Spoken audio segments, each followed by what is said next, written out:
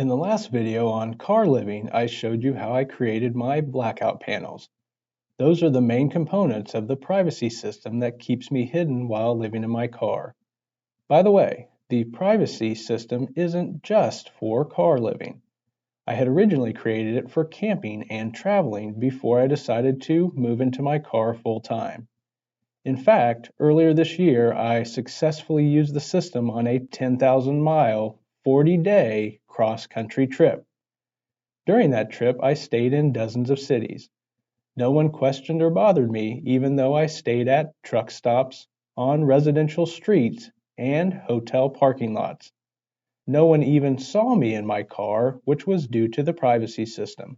By the way, there is a playlist linked in the description below with the videos from that trip, if you are interested.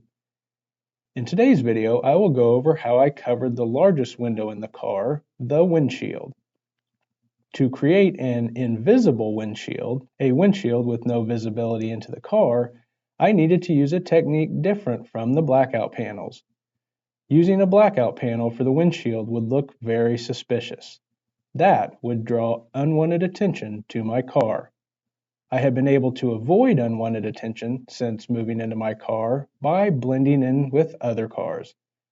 People usually get into trouble living in a car when they hang curtains, sheets, or reflective panels in their windows. That draws the attention of people who live and work in the area and can tell that someone is living in the car. That is usually when police get called. My goal when I created my privacy system was to hide the fact that I had a privacy system, so I didn't attract any unwanted attention. For the windshield, that meant choosing an approach based around a sunscreen.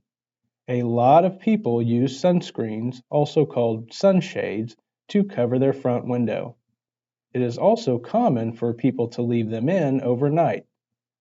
I adopted that approach and I have used it successfully now for 156 days. I found the sunscreen that I used by searching on Amazon for one that was custom designed for my car.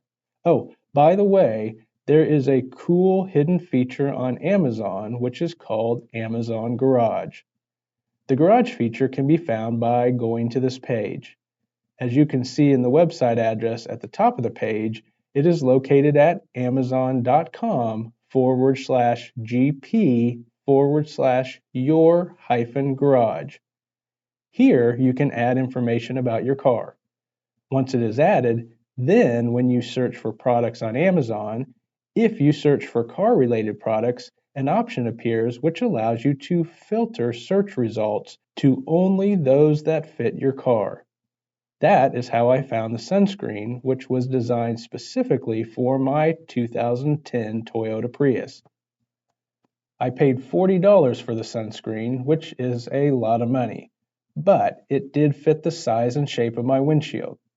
That saved a lot of time and effort trying to customize a generic sunscreen. Regardless of what sunscreen you buy, there will be some customization work involved. The goal is to minimize that work. For me, customization involved covering 3 areas on the windshield that were not covered by the sunscreen. Those areas were the top, right, and left corners of the windshield, and the area around the rearview mirror.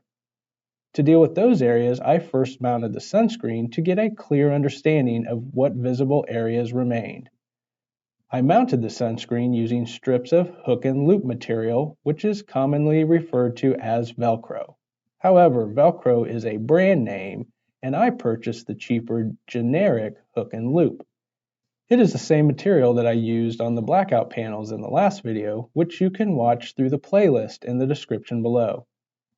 In the description, you will also find links to the materials that I used in this video. The hook and loop material comes in 1-inch wide strips, which provides a really strong bond. I used the full 1-inch width when I put the strips of hook material on the windshield. However, I cut the loop material into narrower 1/4-inch strips before putting those strips on the sunscreen. A full inch of both the hook and loop material all the way around the sunscreen would have created a bond that was really strong. In fact, Because of the strength of the Velcro technology, 1-inch strips would have made removing the sunscreen incredibly difficult. So, using only 1/4-inch wide loop material on the sunscreen provided a good tight fit all around while making the sunscreen easy to remove. I used the full inch wide hook material on the windshield to make it easier to attach the sunscreen. It would be difficult to perfectly align a 1/4-inch wide strip of loop material on the sunscreen with a narrow 1/4-inch wide strip of hook material on the windshield. Having a larger hook strip on the windshield gives me a bigger and easier target for attaching the sunscreen. Once the sunscreen was installed with the hook and loop strips, then I began filling in the areas that remained visible on the windshield. The best material that I found for this job is simple electrical tape. 1/2-inch electrical tape is easy to work with, it is cheap, and it can be removed later. So, here is the final result when viewed from the outside. And here is the view from the inside. Also, here is how it looks at night, even when the lights are on inside the car. As you can see, no light is being transmitted from inside the car through the windshield. The sunscreen, together with the blackout panels and the tint that I showed in the previous video, create a complete system that is stealthy enough to look natural to passers-by while creating complete privacy on the inside. That means that I can park in safe, public, well-lit areas at night while remaining hidden in plain sight. I hope that this video has been helpful or at least interesting. In the next video, I will show you the video security system that I created for my car. That system includes micro cameras like they use on many drones and a wireless monitor that allows me to watch my car even when I am working inside of a coffee shop or my WeWork office space in Silicon Valley. It also lets me see outside when the privacy system is hiding me inside. By the way, if you are interested in the work that I am doing in Silicon Valley, I have started another channel called Silicon Valley Homeless CEO. That channel follows my efforts to become a Silicon Valley tech entrepreneur and my determination to use science and technology to improve the world. My most recent video is on artificial intelligence. It is a fascinating subject, so I hope you will check out that video.